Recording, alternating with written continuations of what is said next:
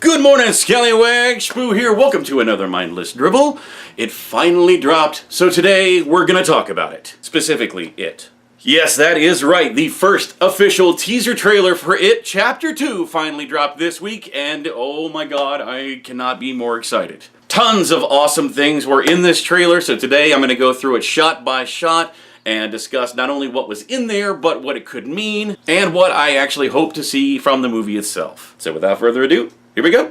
The bulk of this trailer takes place in one specific scene, and that is of course where adult Beverly arrives at her childhood home. We see that it is apartment number 5, and clearly marked on the door is the name Marsh. Of course, if you know the book or you have seen the 1990s miniseries, you know that that name will change to Kirsch, and that there is now an old lady living here. Mrs. Kirsch invites Beverly inside, tells her to go ahead and take a look around and stroll down memory lane while she goes and prepares some tea. Beverly finds her way to her old bedroom where she finds a hole in the wall where she keeps some of her old childhood memories, including the postcard that has the poem from Ben on it. As Beverly takes a look at the poem and reminisces, we notice that there are some bruises on her arms. Not only is this a callback to how Beverly's dad used to abuse her, but if you've read the book, you also know that Beverly grew up to marry a man named Tom, who also is abusive. Now, as I mentioned, this scene does take up quite a bit of the runtime of this trailer, so I spent as much time as I could trying to pick it apart, look for Easter eggs, references, anything that I could find. While I didn't notice a lot, one thing that I did notice is that there does seem to be quite a bit of bird decor throughout the apartment. Of course, if you're familiar with the book, you know that birds play quite a big part throughout the story. Pennywise takes on the form of a bird and attacks Mike. Also, Stan's knowledge of birds allows him to see the bird form of Pennywise and say, "That's not real," which of course takes away some of Pennywise's power. It's quite possible that I'm reading too much into this trailer, but let me have this, okay?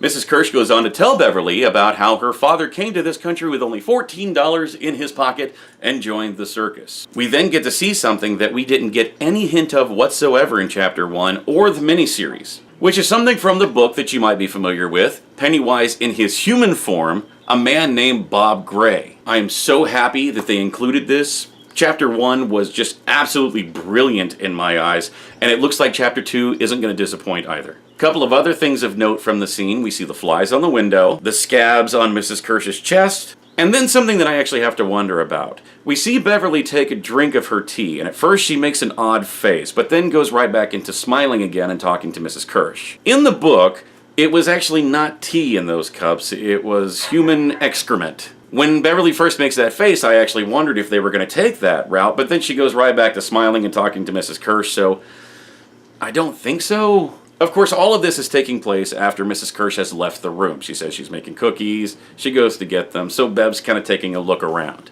As she continues to talk to Mrs. Kirsch in the next room, we see little glimpses of Mrs. Kirsch in the background, poking around corners, kind of going into little seizure dance or whatever you want to call it as she goes into the kitchen. And then she starts popping up naked like that old lady from The Visit, before she makes the reference of, "Are you still daddy's little girl?" You know, calling back to her father, of course.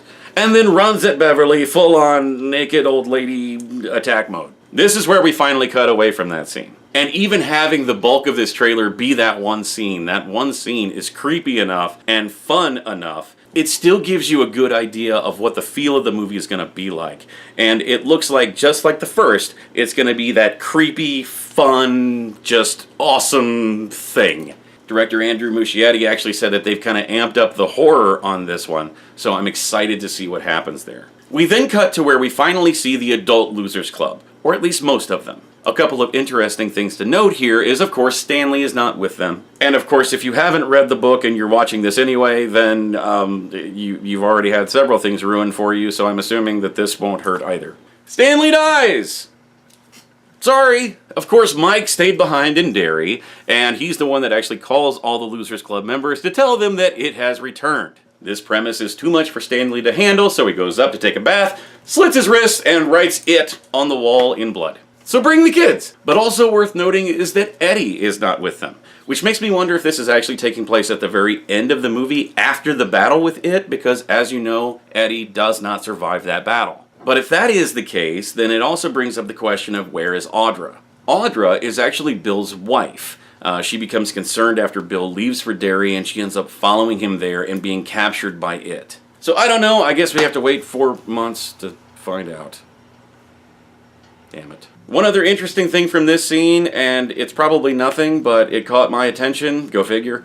There is actually a sign over on the side that just has a big question mark and an arrow pointing off that direction. So, I mean, is that just the Riddler is over here? We then see a few shots of the losers walking across the barrens, walking through town, and something that I did notice, throughout the course of the entire trailer, they're wearing the same outfit. So I don't know if this takes place over the course of like a day or so, or if they just didn't get a chance to pack extra changes of clothes, or I got nothing. But then we see one specific scene of the losers walking through town that actually has quite a bit of information in it. First of all, it seems like the entire town is completely deserted. You see no other people anywhere. So this is possibly taking place right as they're going to their final showdown with it, and the place is just deserted. I know a lot of the businesses have closed down. You'll actually see the movie theater in the background. The marquee says, "Thanks for the memories, Derry." Of course, the movie theater has closed down over the course of the last 27 years, as well as a number of the other businesses in town. Derry's kind of going down the hole. Also in this scene, we see a ton of American flags. I don't remember if the book took place around Memorial Day or 4th of July or anything like that. That one is escaping me. But it seems like at least the movie will be taking place around one of those holidays. Of course, we see several missing posters in this scene. I counted at least 3 of them, which of course just means that Pennywise is back in business, and just like the old days, he's grabbing kids left and right. This one actually took some digging, but apparently the newspaper that's visible in there says "Body Found in Barrens" as the headline. Just another person that has been taken by Pennywise. And a little fun Easter egg that was noticed in this scene, the fire hydrant over in the very right-hand corner of the screen. If you notice, it's painted yellow, blue, and red. Kind of a nice little nod to the colors of the Tim Curry Pennywise. Just thought that was fun. Should throw that one out there. The rest of it is actually done through some pretty quick cuts, so we're going to run through these as quick as possible. First, we see the infamous Chinese restaurant scene where the losers first come back and first meet up together, their adult selves, meeting up in this Chinese restaurant to have dinner before they discuss what they're going to do next about it. Of course, Richie rings the gong and says, "I call this meeting of the Losers Club to order." And I cannot wait to see what happens in this scene. Of course, that's one of the more exciting scenes from part 2 of the 90s miniseries, which part 2 was a little on the boring side, if you remember. But that scene in particular, where they pop open the fortune cookies and you got like the crab claw and the roach and the eyeball and all of that stuff coming out of there. Thinking about what they could do with that scene now is just, I mean, the limitless nature that they can go to there. Definitely going to be awesome. And Andrew Muschietti, you've already proved to me that this movie is in good hands. So don't let us down. We get a quick shot of Georgie actually reaching out of the storm drain, holding his little boat, and a good shot of adult Bill looking back down at him, and with almost a disgusted look on his face, like, "I'm not gonna be fooled by you, Pennywise." We know whatever's going on through his head there. Before we cut to a nice intimate shot of Bev and Bill. We get a nice little voiceover from Bill saying, "We can do this, but we have to stick together." Yeah, it's about as close to a James McAvoy impression as I've got.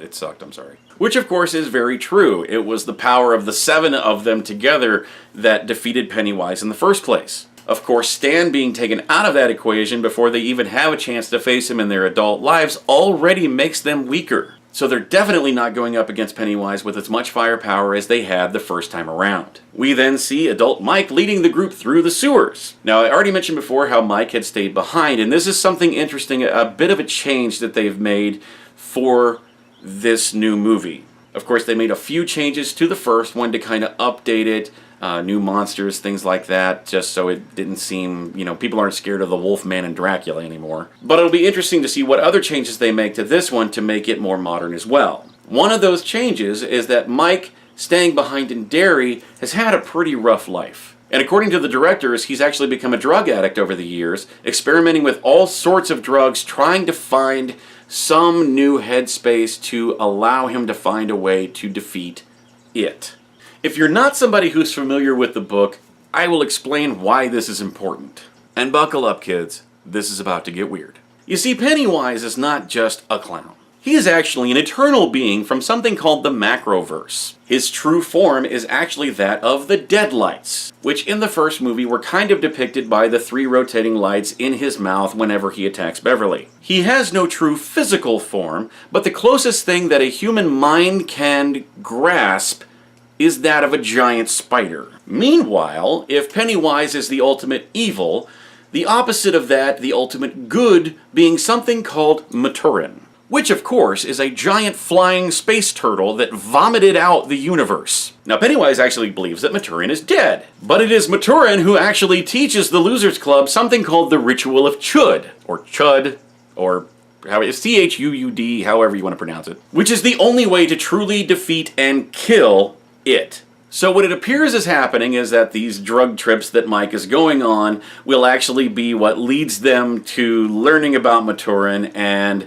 the Macroverse and the Deadlights and it and its true form and the Ritual of Chud and oh my god, is your head hurting yet? But then we get to Pennywise's lair. And if you'll notice, the giant mountain of trophies that Pennywise has collected over the years from all of his victims is gone.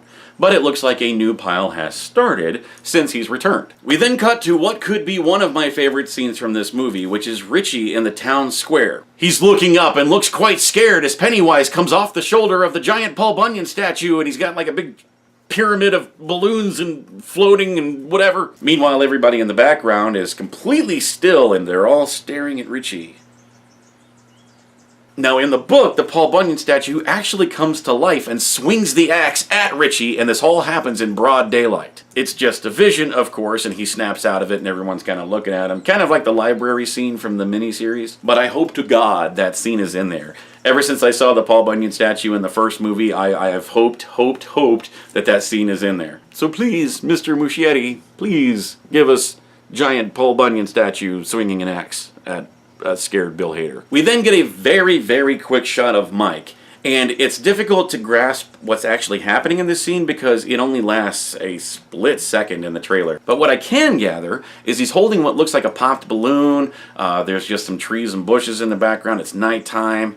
And you can see that there are police lights flashing, which makes me wonder if this isn't the scene toward the beginning of the film where Mike stumbles upon the latest murder, he finds the picture of Georgie, and this is what leads him to call the other losers to come back to Derry. We then get what is my absolute favorite shot of this entire trailer, as thousands of balloons float underneath a bridge. In the book, this is actually the beginning scene, where a gay couple, a man named Adrian Mellon and his boyfriend Don, are harassed by 3 men at the town festival, or the carnival we see in the trailer. The 3 men, Webby, Stephen, and Chris, actually push Adrian off the bridge, and Pennywise attacks him, dragging him into the water and bites his arm off and kills him. And while the 3 men are arrested later for the murder, this is actually where Pennywise arrives in present day. So it is entirely likely that this is actually the opening scene of the movie, or at least very, very close to the beginning. We then get a very quick shot of Pennywise as he kind of pops out of what looks like an air conditioning duct or something,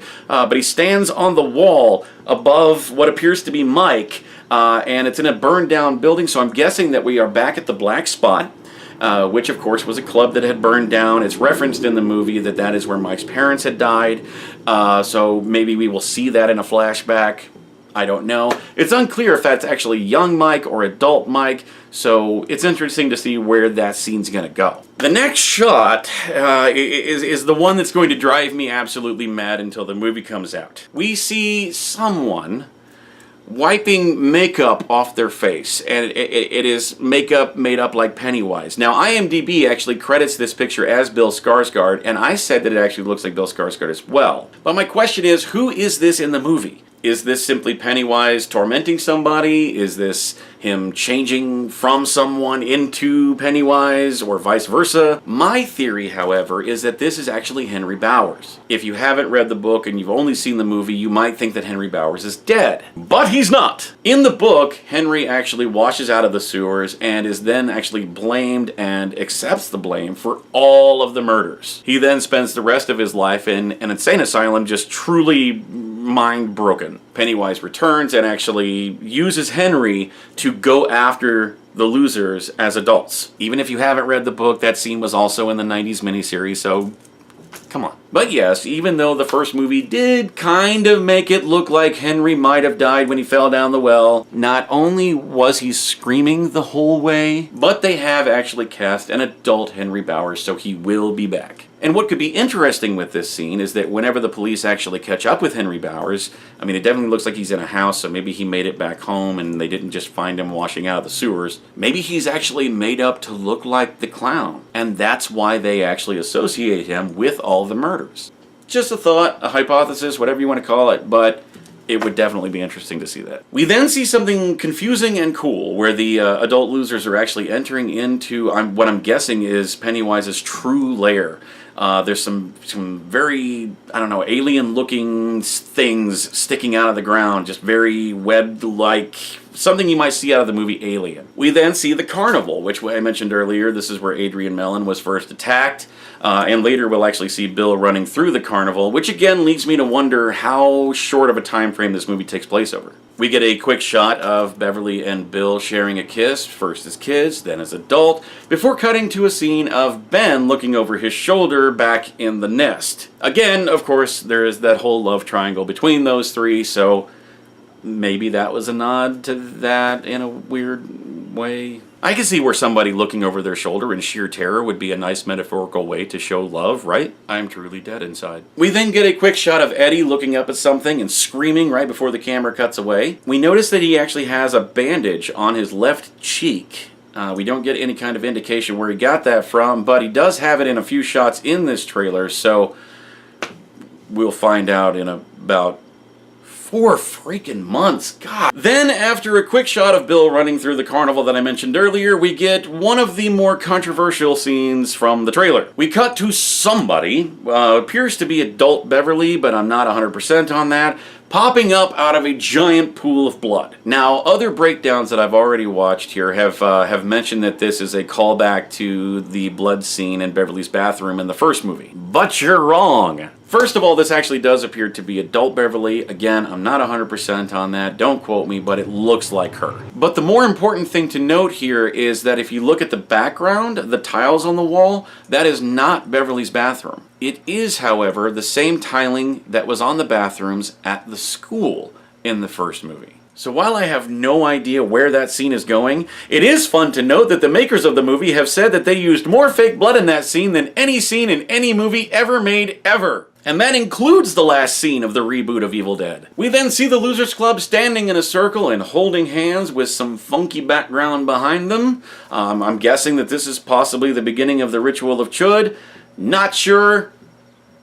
The movie's almost half a year away, and I hate you, Hollywood! But then, in a very cool way to end the trailer, we see a very teeny tiny little light that then gets cupped out by Pennywise's gloves and pulled back into the shadows. This is another nice little nod to the deadlights that we mentioned earlier, which of course is Pennywise's true form. This is all being witnessed by a little girl who, again, has an injury on her cheek.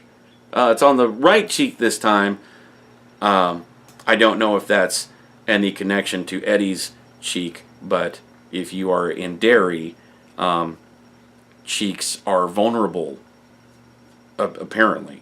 It's a thing. But then we get a beautiful shot of Bill Skarsgård popping out of the shadows, lazy eye and all, and says hello to the little girl in the creepiest way possible before we cut to the title card. And then I wanted to cry because it was over. Anyways, guys, thank you for watching so much. Make sure you continue to comment, like, share, subscribe.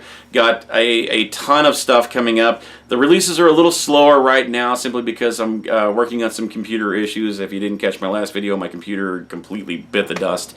So I'm learning some new programs and working through all the kinks and things like that, trying to get things back up to speed. But once I do get back up to speed, I will be releasing videos at least 3 times a week. I'm going back and forth, either going back to a Monday through Friday format, or at the very least doing Tuesdays, Thursdays, and Saturdays, so you get 3 videos a week. But the show is going to be called Mindless Drivel, so subscribe so you don't miss out on that. If you have any good ideas for episodes, things you'd like to see me talk about, drop them in the comments. Otherwise, thank you guys for watching. We'll see you soon.